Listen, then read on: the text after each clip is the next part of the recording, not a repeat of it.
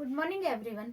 हमने अधिगम के सिद्धांत प्रारंभ कर रखे हैं। अधिगम के सिद्धांत में हमने लास्ट क्लास जो करी थी, आज की क्लास में हम टॉलमैन का चिन्ह सिद्धांत पढ़ेंगे। तो हमने रेगुलर जो अधिगम के सिद्धांत प्रारंभ कर रखे हैं उसमें हम आज की क्लास में क्या पढ़ने वाले हैं, टॉलमैन का अव्यक्त सिद्धांत। अव्यक्त सिद्धांत के ये उपनाम हैं।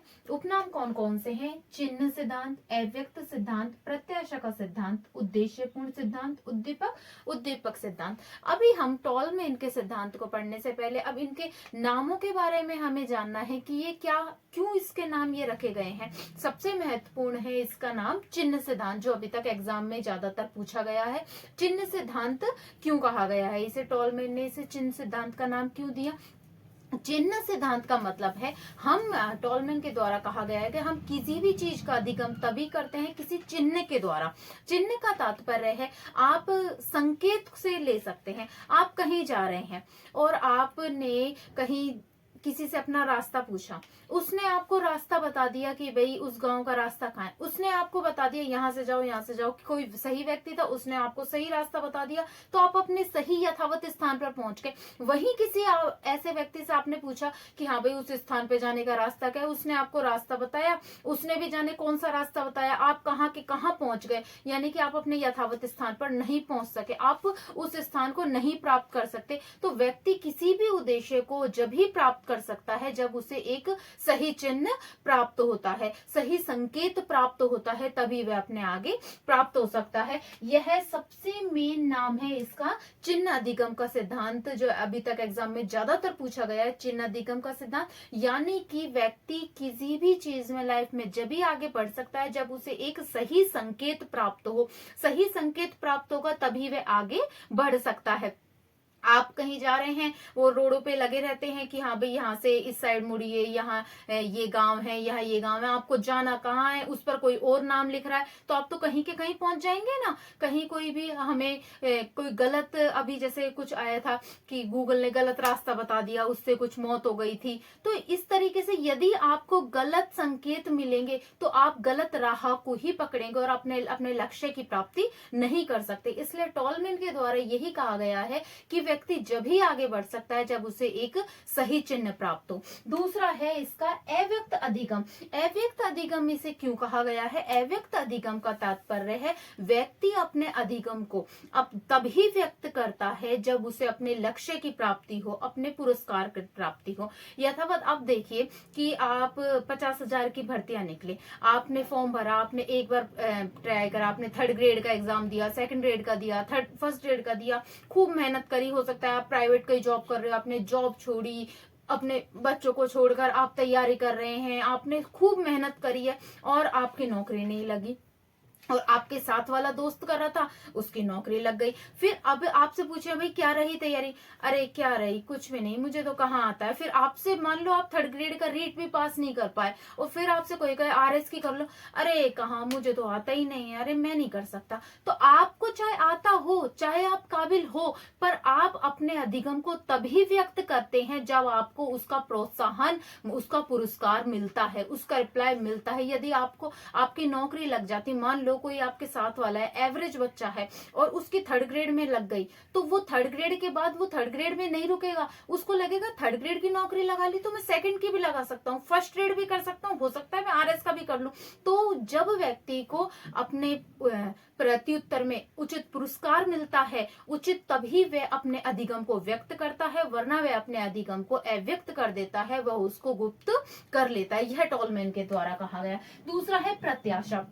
तीसरा नाम दिया गया प्रत्याशा, इसलिए दिया गया क्योंकि समाज हमारे से कोई आशाएं करता है, हमारी खुद की भी खुद से कुछ आशाएं होती हैं कि जैसे आपने सोचा कि मैं ये नौकरी करूंगा, मैं 1st ग्रेड में, इस बार 1st ग्रेड की वैकेंसी निकली है काफी सारी, मैं 1st ग्रेड में अपनी जॉब लगा कर रहूंगा, मैं ये करूंगा। मैं किसी का कोई 2nd ग्रेड का सपना होगा, किसी का असिस्टेंट प्रोफेसर का सपना होगा, तो वह उस सपने को आधार बनाकर ही तो आप कर रहे हैं तैयारी।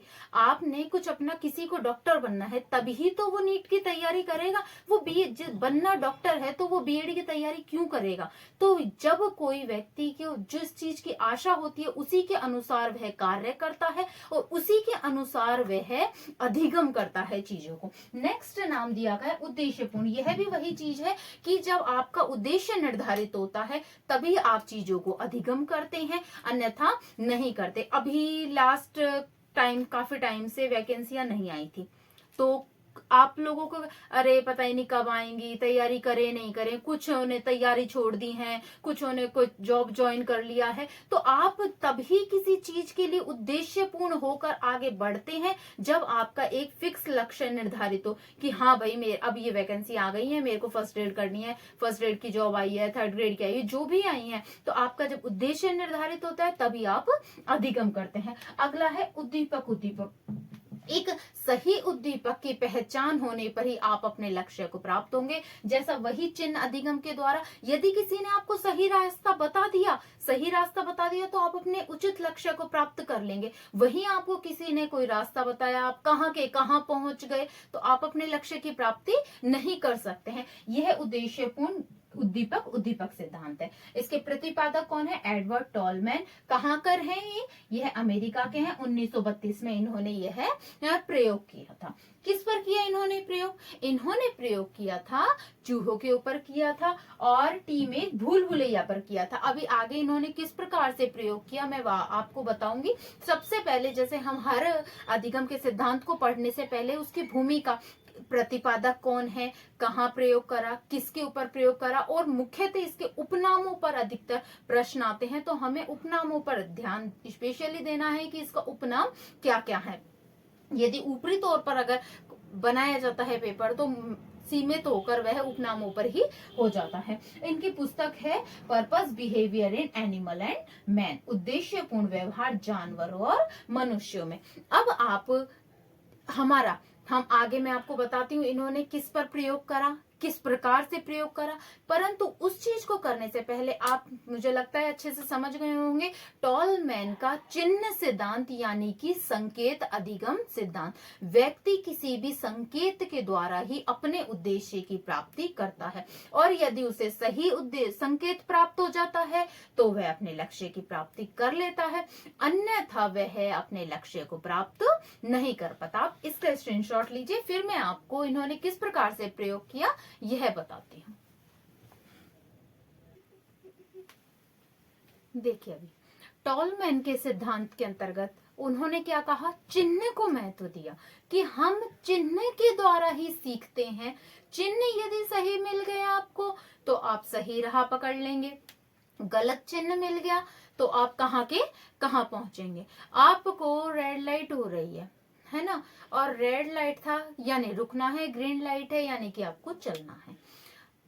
गलत लाइट हो गई गलती से, आप रेड की जगह ग्रीन हो गई तो आप रुकने की जगह तो चल देंगे और चलने की जगह तो क्या होगा आपका, पक्का है ना एक्सीडेंट होगा ही होगा। कहीं कोई रास्ते में जो बताए हुए होते हैं कि ये यहाँ पर है, इतने किलोमीटर की दूरी पर है, रास्ते में जो बताए जाते हैं, मान लो वो कहीं जाना कहीं और का है, पुणे यहाँ से इतनी दूर 135 किलोमीटर दूर, मुंबई यहाँ से इतनी दूर इतने किलोमीटर दूर, आपको जाना किसी दिशा में और वो बोर्ड किसी और दिशा में लग रहा है। तो आपको जाना है साउथ में, आप मुड़ गए नॉर्थ की साइड, तो आप पहुंचेंगे? आप नहीं पहुंच सकेंगे। यानी कि एक सही चिन्ह यदि आपको मिलेगा तो ही आप अपने लक्ष्य की प्राप्ति कर सकते हैं। यदि आपने गलत चिन्ह को पकड़ लिया तो आप अपने लक्ष्य की प्राप्ति किसी भी हालत में नहीं कर सकते। आप किसी भी चीज को सीखेंगे तभी जब आपको सही चिन्ह की प्राप्ति होगी। और दूसरी बात इन्होंने क्या कही, आप अपने सीखी हुई चीज को, पहली बात तो क्या सीखेंगे आप किससे, जब आपको सही चिन्ह की प्राप्ति होगी। और आप सीखे हुए को व्यक्त जब करेंगे जब आपको उसके प्रतिफल में पुरस्कार मिलेगा। यदि आपको उसको पुरस्कार यानी प्रोत्साहन मिलता है तो आप अपने सीखे हुए को व्यक्त करते हैं, वरना हम उसको गुप्त कर लेते हैं। चाहे आपको कितना ही याद हो, जीके सब्जेक्ट कितनी ही अच्छी पकड़ हो, यदि आप अपनी नौकरी लगा पाए तो आप कहेंगे अरे मेरा मेरे जैसा कोई नहीं है, मैं ये कर सकता हूँ, मैं वो कर सकता हूँ। और वरना आपने यदि आपने तैयारी करी, खूब करी, चाहे आपको कितना ही आता हो, अगर नौकरी नहीं ला पाए और तो आप क्या करेंगे, अरे मेरे से नहीं हो पाएगा, नहीं नहीं मुझे नहीं पता, मेरे को इतना नहीं आता, आप यही कहेंगे मुझे इतना नहीं आता, चाहे आपको कितना ही आता हो। तो आप अपने सीखे हुए को क्या कर लेंगे, गुप्त कर लेंगे। तो यदि हमें दो चीजें आप याद रखिएगा इसके सिद्धांत में, सही चिन्ह का मिलना। टॉलमैन कहते हैं यदि आपको सही चिन्ह मिलेगा तो आप अपने लक्ष्य की प्राप्ति कर सकते हैं। दूसरा, आप यदि सीखे हुए के बदले में यदि आपको उचित प्रोत्साहन मिलता है तभी आप अपने सीखे हुए को व्यक्त करते हैं, अन्यथा हम अपने सीखे हुए को गुप्त कर लेते हैं, हम अविश्वास या है निरुत्साहित हो जाते हैं। अब एक फर्स्ट एड में 2 बार क्वेश्चन आए हुए हैं, वैसे इसमें से काफी क्वेश्चन आए हुए हैं इसके उपनामों में से, तो आप इसके उपनाम जरूर देखिएगा। इसके अलावा 2 बार इसमें से ये क्वेश्चन मैंने ऊपर ही ऊपर लिख रखा है, ये 2 बार आ चुका है फर्स्ट ईयर में, तो आप इस क्वेश्चन को जरूर देखिएगा। क्या है, ऐसा कौन सा सिद्धांत है जो व्यवहारवाद और संज्ञानवाद का संगम है? कौन सा सिद्धांत है? टॉलमैन का चिन्हाधिगम सिद्धांत। टॉलमैन व्यवहारवाद को भी मानते हैं तो संज्ञानवाद को भी मानते हैं। अभी किस प्रकार से मानते हैं, मैं आपको पहले इनका एक बार प्रयोग समझाती हूँ कि इन्होंने कैसा प्रयोग किया, किसके ऊपर प्रयोग किया, फिर मैं आपको बताऊंगी इस क्वेश्चन का। देखिए, एक इन्होंने अधिगम का अर्थ और बताया था। अधिगम का अर्थ क्या बताया इन्होंने, आपके सामने वे अलग अलग परिस्थितियां आती हैं, बहुत सारी हमारे पास परिस्थितियां आती हैं, आप उनमें से सही परिस्थिति को चुनना और उन परिस्थितियों में अर्थपूर्ण संबंध स्थापित करना ही अधिगम है। आपके पास फर्स्ट ग्रेड की भी वैकेंसी आई, सेकंड ग्रेड की भी वैकेंसी आई, थर्ड ग्रेड की भी वैकेंसी आई, और कोई अदर क्लर्क वगैरह की भी वैकेंसी आ गई, पटवारी की भी वैकेंसी आ गई, बहुत सारी वैकेंसी आ गई मान लीजिए आप, ठीक है।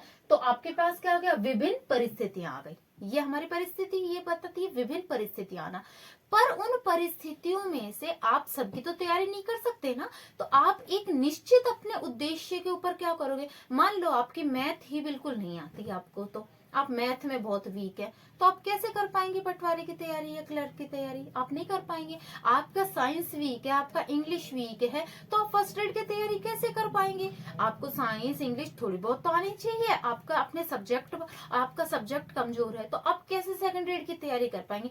यानी कि हम विभिन्न परिस्थितियों में से एक सही निर्णय कि आप जिस चीज में काबिलियत रखते हैं कि हम मैं इस को अच्छे से कर सकता हूं, कि मेरे ये याद भी है, मेरी इस सब्जेक्ट पे पकड़ भी है, तो आपने एक विभिन्न परिस्थितियों में से क्या करा, एक सही परिस्थिति का चयन करा। सही परिस्थिति का चयन करना यानी कि वही सही चिन्ह का चयन करने पर ही हमें हमारे उद्देश्य की प्राप्ति होती है, हमें अधिगम होता है। यही बात इन्होंने अपने अधिगम के अर्थ में कही गई है। अब देखिए इसका प्रयोग, ये है इन्होंने एक टीमेज भूल भुलैया प्रयोग किया था। भूल भुलैया में यह है एक चूहा, इन्होंने एक चूहा छोड़ा। देखिए, तो इन्होंने किस प्रकार से करा, इन्होंने 2 चूहों का प्रयोग करा 2 बार, कि एक ए चूहा और एक बी चूहा इन्होंने इस भूल भुलैया में छोड़ा। तो ए चूहा था इंटेलिजेंट, है ना, तो उसने भूल भुलैया का रास्ता कितने मिनट में ढूंढ लिया, उसने भूल भुलैया का रास्ता ढूंढा 15 मिनट में। बी चूहे को छोड़ा तो उसने भूल भुलैया के में से रास्ता कितने मिनट में ढूंढा, 30 मिनट में। यानी कि ये तो बात फिक्स हो गई कि ए चूहा क्या है, इंटेलिजेंट है, बी चूहा उसके मायने में कम इंटेलिजेंट है। पर इन्होंने क्या करा, जब ए चूहे ने जब रास्ता ढूंढ लिया तो उसे लास्ट में कोई प्रोत्साहन नहीं दिया गया, परंतु जब बी चूहे ने 30 मिनट में रास्ता ढूंढा, पर उनको ने लास्ट में उसे क्या करा, उसे प्रोत्साहन के बाद में उसे अनाज दिया। तो अब उसे तो क्या मिल गया, प्रोत्साहन मिल गया, तो उसका क्या हो गया, आत्मविश्वास बढ़ गया। फिर जब दूसरी बार में छोड़ा उनको इसी भूल भुलैया में, तो वही ए चूहा जो इंटेलिजेंट है, जिसने 15 मिनट में रास्ता ढूंढा था, उसने दूसरे राउंड में उसने 30 मिनट में रास्ता ढूंढा, और वही जो बी चूहे ने पहली बार में 30 मिनट में रास्ता ढूंढा, उसने दूसरी बार में 9 मिनट में ही रास्ता ढूंढ लिया। इसका मतलब क्या निकला, आप देखिए, मैंने जैसे आपसे कहा था अव्यक्त और चिन्ह 2 चीजें हैं, विभिन्न परिस्थितियों में से सही परिस्थिति का चयन करना, दूसरा हम हमारे सीखे को जब ही प्रकट करते हैं जब हमें उचित प्रोत्साहन मिलता है। ये बात मैंने आपको कही अव्यक्त में। अब आप देखिए, एक चूहे ने 15 मिनट में करा पर उसे कोई प्रोत्साहन नहीं मिला, तो देखिए उसकी स्पीड कैसे हो गई, उसका आत्मविश्वास घट गया। उसने दूसरी बार में रास्ता कितनी देर में ढूंढा, 30 मिनट में। बी चूहे ने कितना पहली बार में रास्ता 30 मिनट में ढूंढा, पर उसे प्रोत्साहन मिला, तो उसे क्या हुआ, आत्मविश्वास की वृद्धि, और उसने दूसरी बार में रास्ता कितने मिनट में ढूंढ लिया, उसने दूसरी बार में रास्ता 9 मिनट में ही ढूंढ लिया।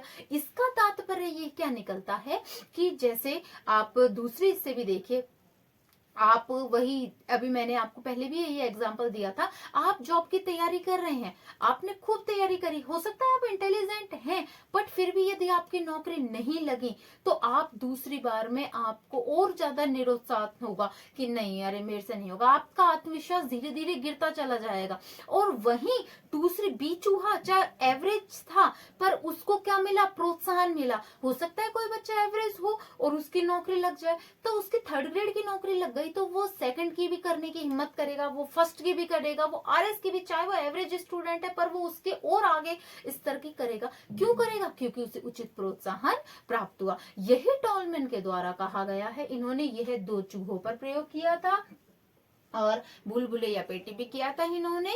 यह आज हमारा इनका प्रयोग है। इन्होंने 2-4 शब्दों का और प्रयोग किया गया था, वो 2-4 शब्द भी मैं आपको और बताती हूँ जो एग्जाम में पूछे जाते हैं।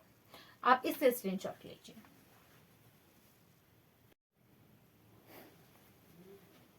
देखिए, कुछ शब्दों का प्रयोग टॉलमैन के द्वारा किया गया था। अभी हम उन शब्दों को और देखते हैं। मुख्यतः 3 शब्दों का प्रयोग किया गया था। इन्होंने एकीकृत बनाम आणविक उपागम का, स्थान बनाम अनुक्रिय उपागम का, मध्यवर्ती चर।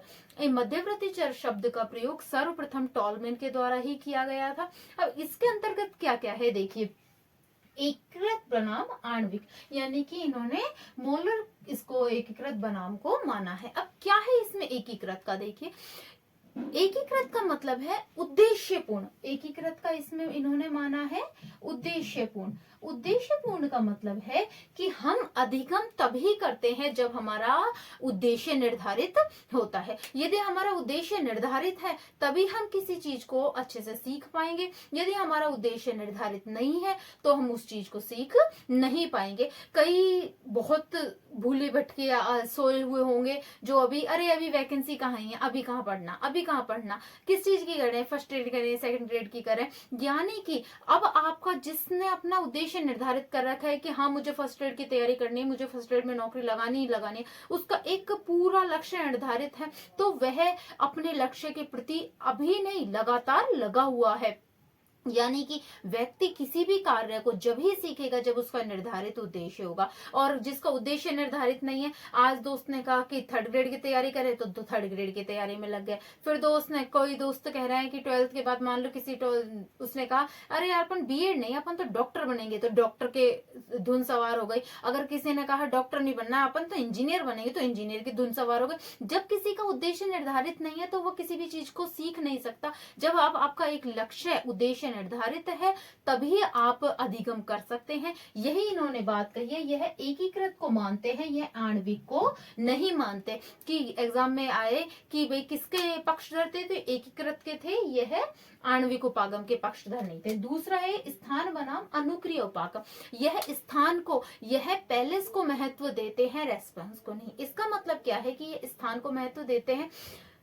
आपने कोई नौकरी लगने के लिए ये मायने नहीं रखता कि आपने कितने घंटे पढ़ाई करी। कोई हो सकता है 20-20 घंटे पढ़ाई कर भी वो नौकरी नहीं लगा सकता। किसी ने 20 घंटे पढ़ाई करी है लगातार, 5-5, 6-6 किताबें पढ़ रहा है, नहीं हुआ सिलेक्शन। और कोई व्यक्ति 6 से 7 घंटे भी पढ़े पर एक सही पुस्तक का चयन कर वो अपनी नौकरी लगा सकता है। यानी कि यह क्रिया को महत्व नहीं देते, यह हमारे एक सही स्थान के चयन को महत्व देते हैं। एक आपने 10 पुस्तकें पढ़ी, उन 10 पुस्तकों के बजाय आपने एक सही पुस्तक का चयन करा और उसी को आपने 10 बार पढ़ लिया, तो वो आपको आगे अपने लक्ष्य की प्राप्ति में ज्यादा मदद करेगा।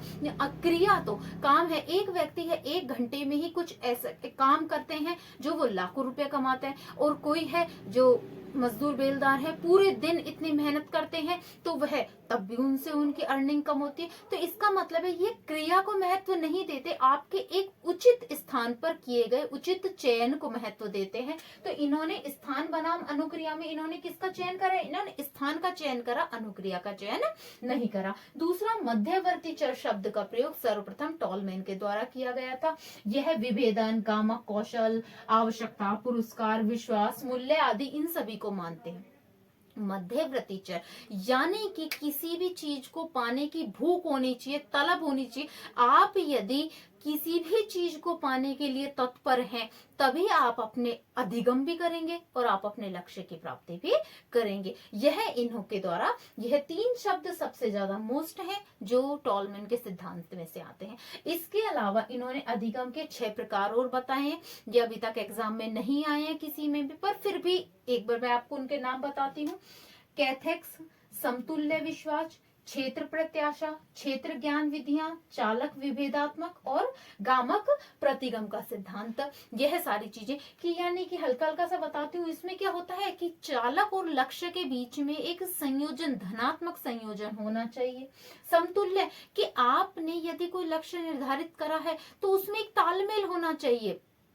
आपने फर्स्ट एड की तैयारी कर रहे हैं तो आप सिर्फ सब्जेक्ट पर नहीं दे सकते, आपको इंग्लिश भी पढ़नी पड़ेगी, आपको मैथ भी पढ़नी पड़ेगी, हिंदी भी पढ़नी पड़ेगी, आपको साइंस भी पढ़नी पड़ेगी और सबको समान महत्व भी देना पड़ेगा। तो आप लोगों को क्या होता है, एक नीचे छोटी छोटी लक्ष्यों को निर्धारित करना पड़ेगा और आपको जो आपने लक्ष्य निर्धारित करा है उसके लिए आपको क्रिया करनी पड़ेगी। क्षेत्र ज्ञान विधियां, आप जिन विधियों का प्रयोग कर रहे हैं वो इसके अंतर्गत आ जाएंगी। चयन करना, वे बहुत सारी वैकेंसियां निकली हैं, आपने एक वैकेंसी अपनी योग्यता के अनुसार उसका चयन करा, यानी कि वही जो हमने पहले बात करी कि विभिन्न में से किसी एक का चयन करना। गामक प्रतिगम यानी आप अपनी शारीरिक क्षमता के हिसाब से किसी भी चीज का चयन करें, किसी भी लक्ष्य का निर्धारित करें। आप में इतनी ताकत नहीं है, आप में स्टेमिना नहीं है, आपकी मान लो किसी भी चीज में कोई भी आपकी हाइट नहीं है, तो आप किसी चीज में यदि कमी है शारीरिक, तो आप फौज की भर्ती का चयन कैसे कर सकते हैं? यदि आप किसी और चीज में आप रखते हैं, साइंस में नॉलेज आप रखते हैं किसी और सब्जेक्ट में, तो आप आर्ट्स की चीज का चयन कैसे कर सकते हैं? तो अपनी भी योग्यता के हिसाब से उसका कौशल करना है। आपकी अपनी शारीरिक योग्यता है जैसी है, आपका जैसा गामक कौशल है, तभी आप कि भाई मैं शिक्षक बन सकता हूँ, कि मैं एक फौजी बन सकता हूँ। तो उस एक सही चयन भी इसमें मायने रखता है। ये सारे प्रकार अभी तक एग्जाम में नहीं आए हैं, सिर्फ आप इसका एक बार सरसरी नजर से हम इनके नाम देख सकते हैं। मेन है ये मोलार का चयन करा है इन्होंने, यानी कि एकीकृत उपागम का, स्थान उपागम को मध्यवर्ती चर को मानते हैं। अब इनके नियम का शिक्षा में क्या महत्व है, बस मैं ये लास्ट स्लाइड हो रहेगी, फिर हमारा आज टॉलमैन का चिन्ह अधिगम सिद्धांत कंप्लीट होता है।